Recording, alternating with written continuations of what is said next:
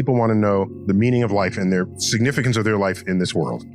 Some of them come from religious angles, some are secular, but everybody's got this burning issue. Here's how I have dealt with it. So often people say, I'm looking for meaning, implying that meaning is something out there waiting to be found by you. Is it under a rock, behind a tree, in a monastery? You go looking for it.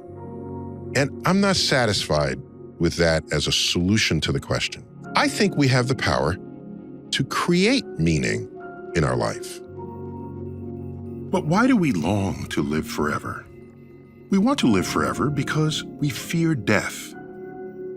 We fear death because we are born knowing only life.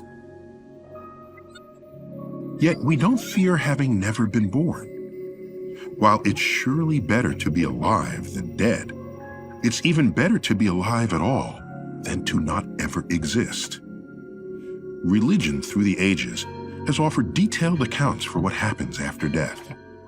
For some, it includes what happened before you were born, a basic tenet of reincarnation. Science doesn't have much to say about Valhalla or Elysium or Hades or heaven or hell or the spirits of your ancestors. The methods and tools of science do, however, make cold, concrete statements about what happens when you die. Upon death, there is no evidence that you experience the consciousness you enjoyed while alive. The electrochemical source of all your thoughts, feelings, and sensory awareness of the universe, your brain, which normally lights up an MRI, becomes starved of oxygen. We know that's you disappearing because people who experience a series of ultimately fatal strokes tragically and systematically lose function of their mind and body as they descend into a state of non-existence. That's not as odd as it sounds. Were you conscious before you were conceived? Did you complain? Where am I? How come I'm not on Earth? No, you simply didn't exist. That most people who could ever exist will never even be conceived. Each of us, for all practical purposes, is unique in the universe, now and forever.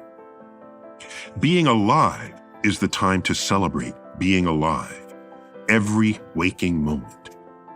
All along the way, why not strive to make the world a better place today than yesterday, simply for the privilege of having lived in it?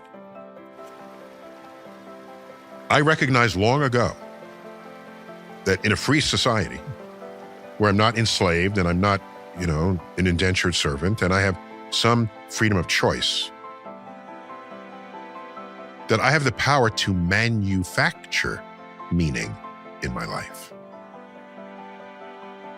I can make decisions about my own life that create the meaning. For me, a meaningful life is learning something new tomorrow that I didn't know yesterday. Otherwise, it's a wasted day. You know the prisoner who puts X's in the boxes on the wall for the day they get out? I have that in my head, and the day that I get out is the day I die, all right? And what these boxes remind you of is every day you're alive, you're one day closer to death. So there's one fewer days in there to accomplish something that you might have wanted to accomplish. So I want to keep learning about our world, about each other, about things I don't otherwise know about.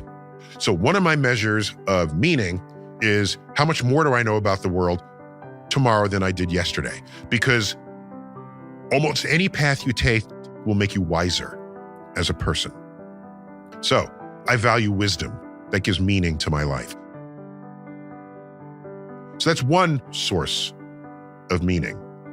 Another, and it's directly traceable to my parents, but I'd like to also think it's traceable to common sense, is spend a little bit of your life lessening the suffering of others. In my day, in a week, do something that lessens the suffering of someone else, however trifling that gesture is. That's an infusion of good. Yeah, I'm value judging it. I'm saying, yes, it is a good thing to lessen the suffering of others. I'm declaring that. I try not to ever put opinions out there, but it's my opinion that if you lessen the suffering of others, you make a better world. And don't we all want to live in a better world?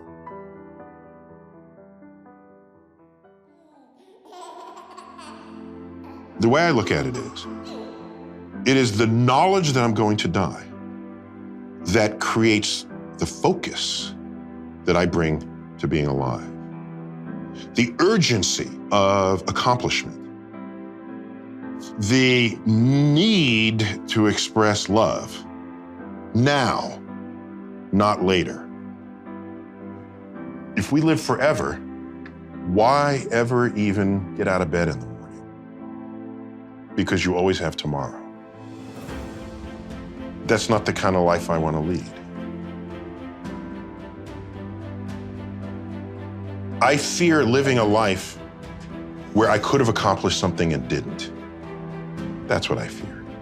I don't fear death.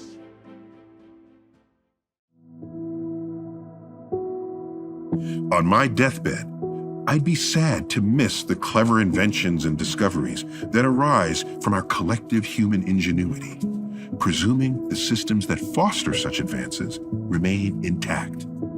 That's what fueled the exponential growth of science and technology in my lifetime. Our primal urge to keep looking up is surely greater than our primal urge to keep killing one another. If so, then human curiosity and wonder, the twin chariots of cosmic discovery, will ensure that starry messages continue to arrive. These insights compel us, for our short time on Earth, to become better shepherds of our own civilization. Yes, life is better than death. Life is also better than having never been born. But each of us is alive against stupendous odds. We won the lottery only once. We get to invoke our faculties of reason to figure out how the world works. We also get to smell the flowers. We get to bask in divine sunsets and sunrises and gaze deeply into the night skies they cradle. I beseech you to treasure up in your hearts these my parting words. Be ashamed to die until you have won some victory for humanity. There is the source of meaning.